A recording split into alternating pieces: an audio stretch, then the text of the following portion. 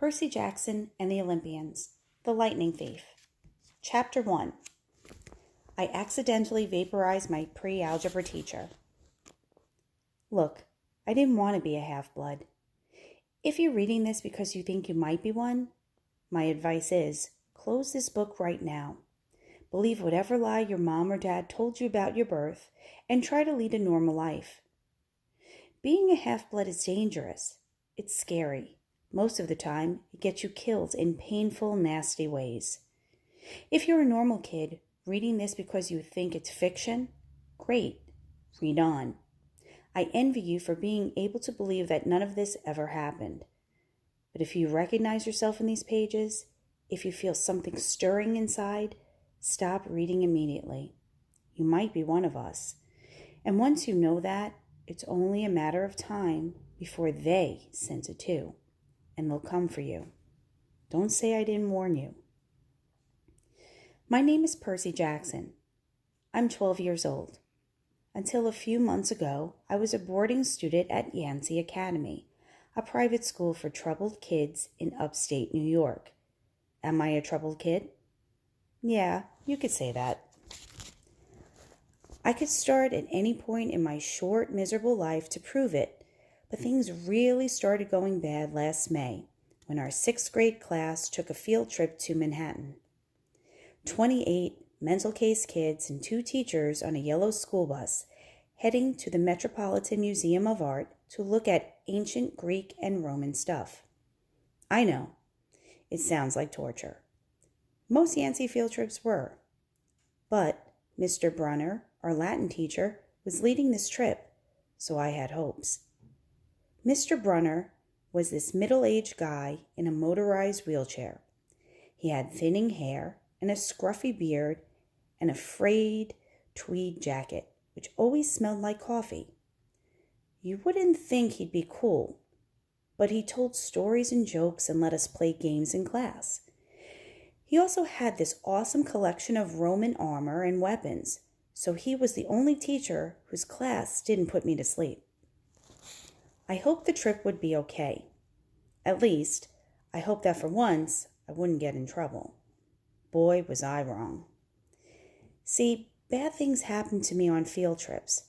Like at my 5th grade school, when we went to the Saratoga battlefield, I had this accident with a Revolutionary War cannon. I wasn't aiming for the school bus, but of course I got expelled anyway.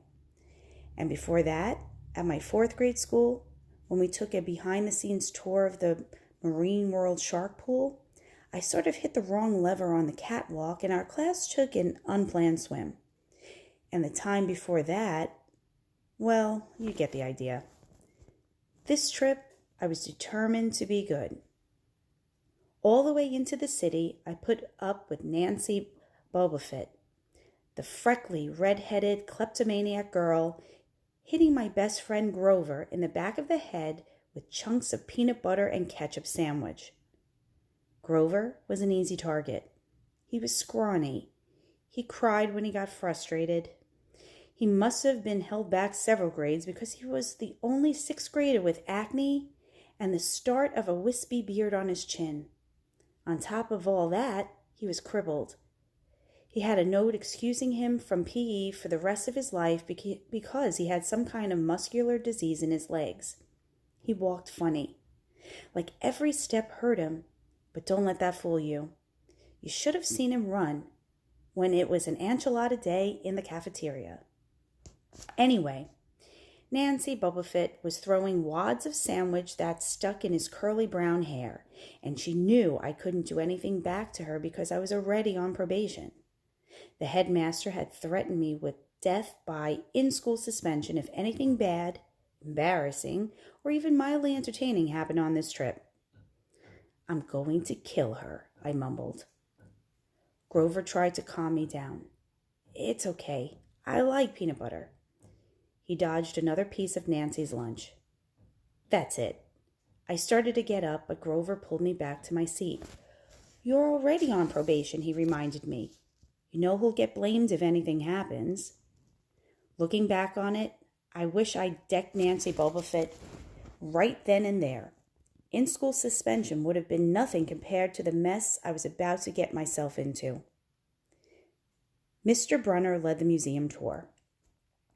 He rode up front in his wheelchair, guiding us through the big, echoey galleries, past marble statues and glass cases full of really old black and orange pottery. It blew my mind that this stuff had survived for 2,000, 3,000 years. He gathered us around a 13-foot-tall stone column with a big sphinx on the top and started telling us how it was a grave marker, a stele, for a girl about our age. He told us about the carvings on the sides. I was trying to listen to what he had to say because it was kind of interesting. But everybody around me was talking, and every time I told them to shut up, the other teacher, chaperone, Mrs. Dodds, would give me the evil eye. Mrs. Dodds was this little math teacher from Georgia who always wore a black leather jacket, even though she was 50 years old. She looked mean enough to ride a Harley right into your locker. She had come to Yancey halfway through the year when our last math teacher had a nervous breakdown. From her first day, Mrs. Dodds loved Nancy Bobofit, and I figured I was a devil's spawn. She would point her crooked finger at me and say, "Now, honey," real sweet, and I knew I was going to get after-school detention for a month. One time, after she made me erase answers out of an old math workbook until midnight, I told Grover I didn't think Mrs. Dodds was human. He looked at me real serious and said, "You're absolutely right." Mr. Brunner kept talking about Greek funeral art. Finally, Nancy Bobofit snickered something about the naked guy on the stele, and I turned around and said, "Will you shut up?" It came out louder than I had meant to. The whole group laughed. Mr. Brunner stopped his story. "Mr. Jackson," he said, "did you have a comment?" My face was totally red. I said, "No, sir." Mr. Brunner pointed to one of the pictures on the stele. "Perhaps you'll tell us what this picture represents." I looked at the carving and felt a flash of relief because I actually recognized it. "That's Kronos eating his kids, right?" "Yes," Mr. Brunner said, obviously not satisfied. "And he did this because..." Well, I racked my brain to remember. Kronos was the king god and... God? Mr. Brunner asked. Titan, I corrected myself. And he didn't trust his kids who were the gods, so Kronos ate them, right? But his wife hid baby Zeus and gave Kronos a rock to eat instead. And later when Zeus grew up, he tricked his dad, Kronos, into barfing up his brothers and sisters. "Ew," said one of the girls behind me. "And so there was this big fight between the gods and the Titans," I continued. "And the gods won." Some attackers from this group.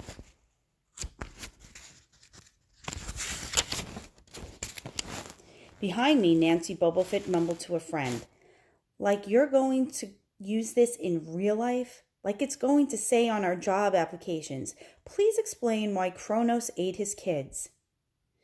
"And why, Mr. Jackson," Mr. Brunner said, "to paraphrase Miss Bobofit's excellent question, does this matter in real life?" "Busted," Grover muttered. "Shut up," Nancy hissed, her face even brighter red than her hair. At least Nancy got packed too. Mr. Brunner was the only one who ever caught her saying anything wrong. He had radar ears. I thought about his question and shrugged. "I don't know, sir." "I see." Mr. Brunner looked disappointed. "Well, have credit, Mr. Jackson. Zeus did indeed feed Kronos a mixture of mustard and wine, which made him disgorge his other 5 children, who, of course, being immortal gods, had been living and growing up completely undigested in Titan's stomach.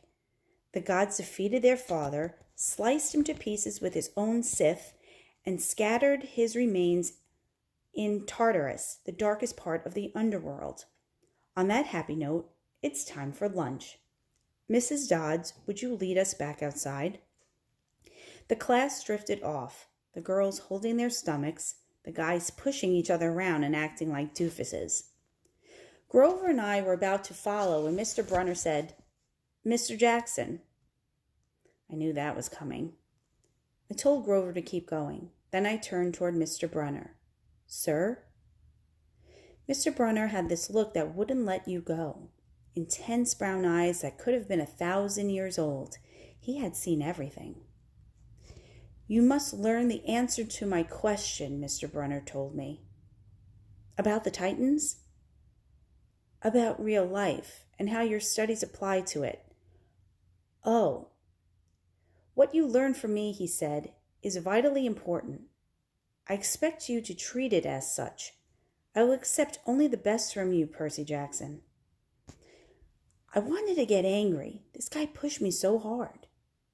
I mean, sure, it was kind of cool on tournament days when he dressed up in a suit of Roman armor and shouted, "What ho!" and challenged us, sword point against chalk, to run to the board and name every Greek and Roman person who had ever lived, and their mother and what god they worshipped. But Mr. Brunner expected me to be as good as everybody else, despite the fact that I have dyslexia and attention deficit disorder, and I had never made above a C- in my life. No, he didn't expect me to be as good. He expected me to be better, and I just couldn't learn all those names and facts, much less spell them correctly. I mumbled something about trying harder while Mr. Brunner took one long, sad look at the steel, like he'd been at this girl's funeral. He told me to go outside and eat my lunch. The class gathered on the front steps of the museum where we could watch the foot traffic along Fifth Avenue. Overhead, a huge storm was brewing, with clouds blacker than I'd ever seen over the city. I figured maybe it was global warming or something, because the weather all across New York State had been weird since Christmas. We'd had massive snowstorms, flooding, wildfires from lightning strikes. I wouldn't have been surprised if this was a hurricane blowing in. Nobody else seemed to notice. Some of the guys were pelting pigeons with Lunchables crackers. Nancy Bobofit was trying to pickpocket something from a lady's purse, and of course, Mrs. Dodds wasn't seeing a thing. Grover and I sat on the edge of the fountain, away from the others. We thought that maybe if we did that, everybody wouldn't know we were from that school, the school for loser freaks who couldn't make it elsewhere. "Detention?" Grover asked. "Nah," I said. "Not from Brunner. I just wish he'd lay off me sometimes. I mean, I'm not a genius." Grover didn't say anything for a while. Then, when I thought he was going to give me some deep philosophical comment to make me feel better, he said, "Can I have your apple?" I didn't have much of an appetite, so I let him take it. I watched the stream of cabs going down Fifth Avenue and thought about my mom's apartment only a little ways uptown from where we sat. I hadn't seen her since Christmas. I wanted so bad to jump in a taxi and head home. She'd hug me and be glad to see me, but she'd be disappointed too. She'd send me right back to Yancey, remind me that I had to try harder, even if this was my 6th school in 6 years, and I was probably going to be kicked out again. I wouldn't be able to stand that sad look she'd give me. Mr. Brunner parked his wheelchair at the base of the handicap ramp. He ate celery while he read a paperback novel. A red umbrella stuck up from the back of his chair, making it look like a motorized cafe table. I was about to unwrap my sandwich when Nancy Bobofit appeared in front of me with her ugly friends. I guess she'd gotten tired of stealing from the tourists and dumped her half-eaten lunch on Grover's lap. "Oops," she grinned at me with her crooked teeth.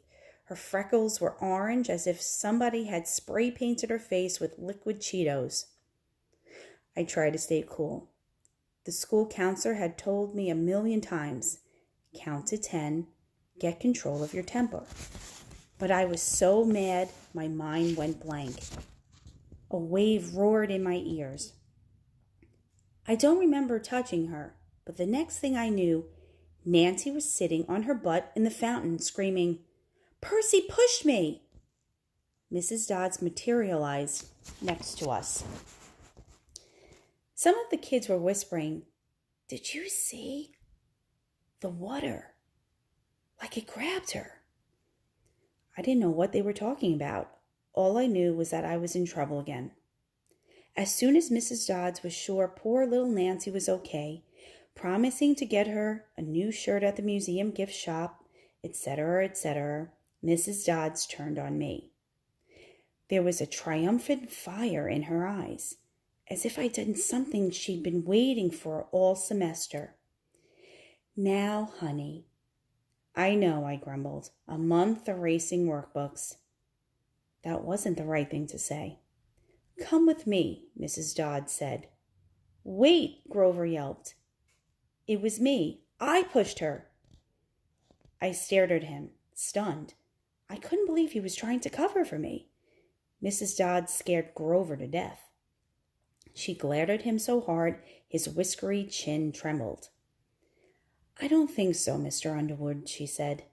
"But you will stay here." Grover looked at me desperately. "It's okay, man," I told him. "Thanks for trying." "Honey," Mrs. Dodds barked at me. "Now." Nancy Bubblefoot smirked. I gave her my deluxe "I'll kill you later" stare. Then I turned to face Mrs. Dodds, but she wasn't there. She was standing at the museum entrance, way at the top of the steps, gesturing impatiently at me to come on. How'd she get there so fast? I have moments like that a lot, when my brain falls asleep or something, and the next thing I know, I've missed something, as if a puzzle piece fell out of the universe and left me staring at the blank place behind it. The school counselor told me this was part of the ADHD, my brain misinterpreting things. I wasn't so sure. I went after Mrs. Dodds. Halfway up the steps, I glanced back at Grover. He was looking pale, cutting his eyes between me and Mr. Brunner, like he wanted Mr. Brunner to notice what was going on, but Mr. Brunner was absorbed in his novel. I looked back up. Mrs. Dodds had disappeared again. She was now inside the building at the end of the entrance hall. Okay, I thought, she's going to make me buy a new shirt for Nancy at the gift shop. But apparently that wasn't the plan. I followed her deeper into the museum. When I finally caught up to her, we were back in the Greek and Roman section. Except for us, the gallery was empty. Mrs. Dodd stood with her arms crossed in front of big marble frieze of the Greek gods. She was making this weird noise in her throat, like growling. Even without the noise, I would have been nervous. It's weird being alone with a teacher, especially Mrs. Dodds. Something about the way she looked at the frieze, as if she wanted to pulverize it. "You've been giving us problems, honey," she said. I did the safe thing. I said, "Yes, ma'am." She tugged on the cuffs of her leather jacket. "Did you really think you would get away with it?" The look in her eyes was beyond mad. It was evil. She's a teacher, I thought nervously. It's not like she's going to hurt me. I said, I'll try harder, ma'am." Thunder shook the building. "We are not fools, Percy Jackson," Mrs. Dodd said. "It was only a matter of time before we found you out. Confess, and you will suffer less pain." I didn't know what she was talking about. All I could think of was that the teachers must have found the illegal stash of candy I'd been selling out of my dorm room. Or maybe they'd realized I got my essay on Tom Sawyer from the internet without ever reading the book, and now they were going to take away my grade. Or worse, they were going to make me read the book. "Well?" she demanded. "Ma'am, Your time is up," she hissed. Then the weirdest thing happened. Her eyes began to glow like barbecue coals. Her fingers stretched, turning into talons. Her jacket melted into large, leathery wings. She wasn't human. She was a shriveled hag with bat wings and claws and a mouth full of yellow fangs, and she was about to slice me to ribbons. Then things got even stranger. Mr. Brunner, who'd been out in front of the museum a minute before, wheeled his chair into the doorway of the gallery, holding a pen in his hand. "What ho, Percy!" he shouted, and tossed the pen through the air. Mrs. Dodds lunged at me. With a yelp, I dodged and felt talons slash the air next to my ear. I snatched the ballpoint pen out of the air, but when it hit my hand, it wasn't a pen anymore. It was a sword. Mr. Brunner's bronze sword, which he always used on tournament day. Mrs. Dodd spun towards me with a murderous look in her eyes. My knees were jelly. My hands were shaking so bad I almost dropped the sword. She snarled, "Die, honey!" and she flew straight at me. Absolute terror ran through my body. I did the only thing that came naturally. I swung the sword. The metal blade hit her shoulder and passed clean through her body as if she were made of water. Hiss! Mrs. Dodds was a sand castle in a powder fan. Power fan. She exploded into yellow powder, vaporized on the spot, leaving nothing but the smell of sulfur and a dying screech and a chill of evil in the air, as if those two glowing red eyes were still watching me. I was alone. There was a ballpoint pen in my hand. Mr. Brunner wasn't there. Nobody was there but me. My hands were still trembling. My lunch must have been contaminated with magic mushrooms or something. Had I imagined the whole thing? I went back outside. It had started to rain. Grover was sitting by the fountain, a museum map tented over his head. Nancy Bobelfit was still standing there, soaked from her swim in the fountain, grumbling to her ugly friends.